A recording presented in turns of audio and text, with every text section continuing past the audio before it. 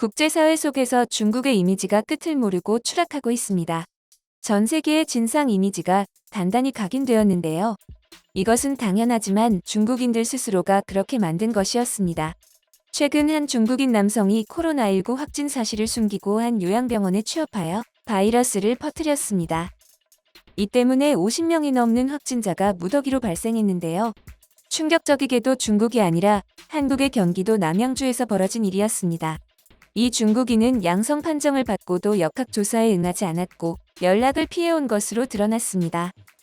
소식을 접한 국내 네티즌들은 분노하면서도 이런 일이 하루 이틀 일이 아니라는 듯이 중국이 또 중국했다는 반응을 보이고 있는데요. 완전히 질렸다는 뉘앙스입니다. 이 세상에 얼마나 많은 중국인들이 민폐를 끼쳐왔으면 그러려니 하게 될까 싶습니다. 지금 전 세계는 극심한 반중과 현중 정서가 팽배하여 중국은 갈수록 고립되는 형국입니다. 이것은 모두 중국이 자초한 일인데요. 도대체 어떻게 하면 전 세계인들을 적으로 돌릴 수 있는 것일까요? 2020년 초 중국발 코로나19 바이러스가 전 세계로 퍼지면서 중국은 몇몇 나라들과 척을 지게 되었습니다.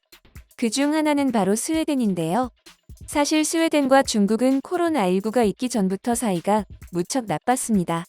당시 영국 BBC는 스웨덴과 중국의 외교 갈등이 갈수록 악화돼 정말 앞을 내다볼 수 없는 국면으로 치닫고 있다고 말했을 정도죠.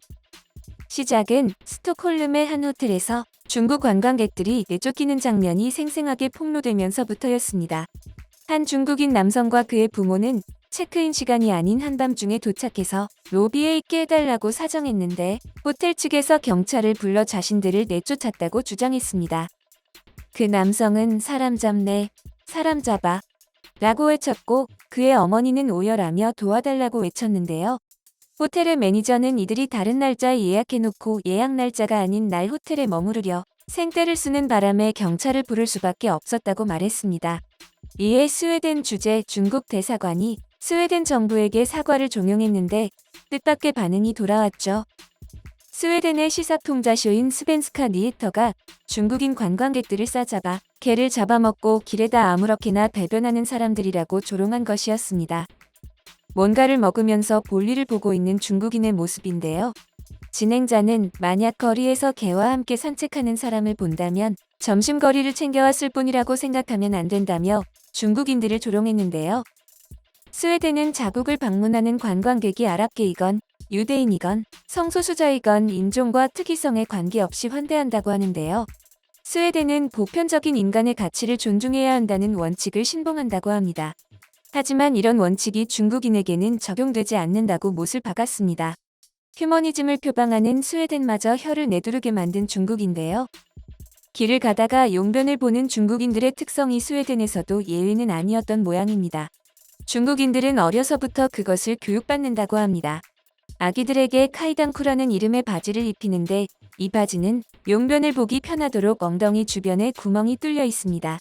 이제는 놀랍다는 말이 새삼스러운데요. 문제는 그것을 어른이 되어서도 계속한다는 것입니다. 3살 버릇이 80까지 간다는 말이 딱 들어맞는 것 같은데요.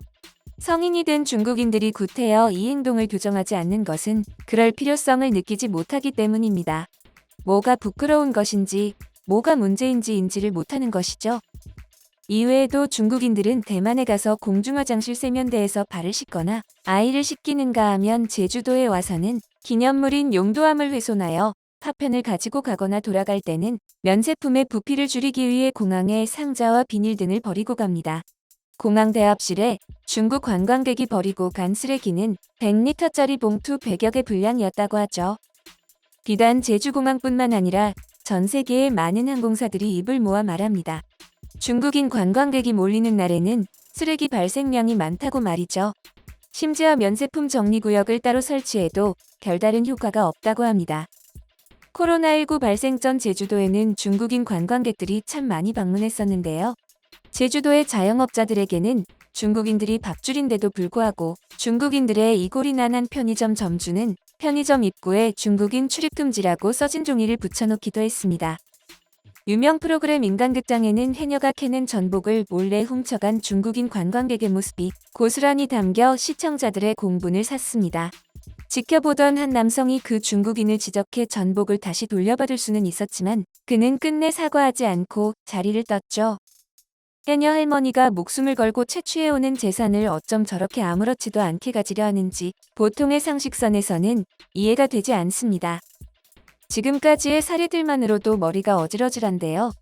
여기서 끝이 아니었습니다. 그들은 난폭하기까지 해서 한국인들에게 주먹을 휘두르고 발로 차기도 했습니다. 2008년에 서울에서 베이징 올림픽 성화 봉송이 있었는데요. 이때 국내의 중국인 유학생, 중국인 체류자들이 몰려나와 한국 국민들과 경찰들을 때리며 난동을 부린 것이었습니다. 그들이 그렇게 보도블록을 던지고 죽봉을 휘두른 것은 한국인들이 봉송 행사 도중 중국의 티베트 정책에 항의하는 집회를 열었기 때문이었습니다. 중국에 반하는 행동은 용납할 수 없다는 거죠. 이 사건은 국민들에게 엄청난 충격을 주며 한국 내에서 혐중 정서가 확산하는 계기가 되었습니다. 중국과 중국에 사는 자신들이 최고라는 사상으로 똘똘 뭉친 중국인들은 범죄자 옹호도 서슴지 않습니다. 한국인의 목숨을 빼앗은 범죄자가 중국인이라는 이유로 옹호하고 나선 것입니다. 입장을 바꿔 한국인이 중국인에게 직접적인 해를 가했을 경우 한국인들은 당연히 가해자인 한국인을 비난할 텐데 말이죠. 평범한 사람들로서는 죽었다 깨어나도 이해할 수 없는 사고방식입니다. 예의와 수치, 상식을 모르는 중국인들이 자국 내에서는 안 그럴 거란 기대는 그 누구도 하지 않습니다. 자국 내에서 더 심했으면 심했지 덜하진 않을 것입니다. 중국에 가서 살아본 이들의 경험담을 조금만 찾아봐도 정도가 얼마나 심한지 알 수 있는데요. 한때 다임러 트럭 코리아의 대표였던 라이너 게르트너는 중국에서 1년 동안 산 적이 있습니다. 그때 베이징 교회 빌라 단지에서 중국인 운전자와 주차 문제로 말다툼을 벌였다고 하는데요. 이때 구경꾼들이 모여들었는데 그 꼴이 보기 싫어 소지하고 있던 우쭈 스프레이를 뿌렸다고 합니다. 어찌나 징글징글했던지 게르트너는 학을 떼면서 내가 중국에서 1년 동안 살면서 느낀 점은 중국인들은 모두 무례한이라는 것이다 라고 공개적으로 발언했을 정도죠. 해외의 온라인 커뮤니티에서 중국에 거주했던 경험이 있는 유저들의 경험담을 읽어보면 게르트너의 이야기와 비슷한 맥을 가지고 있다는 것을 알 수 있습니다. 중국에 살면서 받은 문화적 충격에 대해 이야기하자는 제목의 글에는 수많은 댓글이 달렸는데요. 댓글 몇 개를 살펴보겠습니다. 나는 중국에서 3년 동안 살았는데 제일 별로였던 건 시선이 끊이지 않는다는 거였어. 도저히 적응이 안 되더라고. 나는 꽤 내성적인데다가 날 계속 쳐다보는 걸 좋아하지 않아. 심지어 밤중에도 소음공해가 심해서 도저히 쉴 수가 없어. 내성적인 사람의 경우 이건 진짜 감당이 안 될 정도야. 가는 곳마다 배설물, 생선, 침 냄새가 진동을 해. 밖에 나가려면 마스크에 에센셜 오일을 발라야 할걸. 나는 심천에 살고 있는데 소음이 진짜 끔찍해.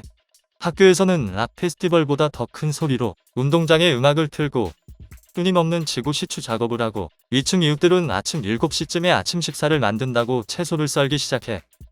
그들은 다른 사람에게 불편을 주는 것에 대해 전혀 알지 못해. 그 예로 그들은 엘리베이터에서 담배를 피워 장소를 가리지 않고 트림을 해. 뭘 먹고 난 뒤에 나온 쓰레기는 아무데나 던져. 공공장소, 특히 레스토랑에서 아무렇지도 않게 소리를 치지. 줄을 서는 사람도 없고 줄을 끊는 건 무슨 스포츠의 일종인가 봐. 등 100개가 넘는 댓글이 달렸습니다. 중국인들과 부대끼며 사는 것이 몹시 불편했다는 의견이 우세한데요. 중국으로 유학을 간 한국인 대학생의 글을 봐도 중국의 환경이 어느 정도인지 잘 알 수 있습니다. 유학생은 중국의 길거리 위생은 인도와 비슷하고 길거리에서 분뇨도 자주 봤다고 증언했습니다. 화장실에서 양변기를 이용할 때도 놀랍게도 그 위에 신발 벗고 올라가서 일을 본다고 하는데요. 이 밖에도 필자는 중국인들의 여러 모습들을 보고 적지 않은 충격을 받았다고 합니다. 중국인들의 이런 국민성과 중국 정부가 펼치는 기묘한 외교가 맞물려 중국은 역대급 비호감 국가로 등극하고 맙니다. 주요 14개국 조사 결과 73%가 중국이 비호감이라고 응답한 것이었죠. 국내에서 실시한 여론조사 결과를 봐도 세상 사람들이 중국을 어떻게 생각하고 있는지 여실히 보이는데요. 이런 가운데 최근에도 중국은 위키피디아에 온라인 침입을 감행하여 마음대로 중국에 유리한 콘텐츠를 생산하려 했다가 차단당했다는 소식을 들려주었는데요. 이렇듯 중국은 매일매일 세계인들이 자신들로부터 등을 돌리게 만들고 있습니다. 여러 가지 사례들을 접하고 보니 국민성이라는 게 참 중요하고 그 영향력이 엄청난 것 같은데요. 올바른 사람들이 많은 한국에서 태어났다는 사실에 감사한 마음이 듭니다. 한국은 이미 세계에서도 시민의식이 높기로 정평이 나 있는데요. 더욱 발전하면서 중국과는 완전히 차원이 다른 나라가 될 것입니다. 중국이 이런 한국을 보고 배울 것은 배우길 바라지만 과연 그들이 그럴 수 있을지가 미지수입니다.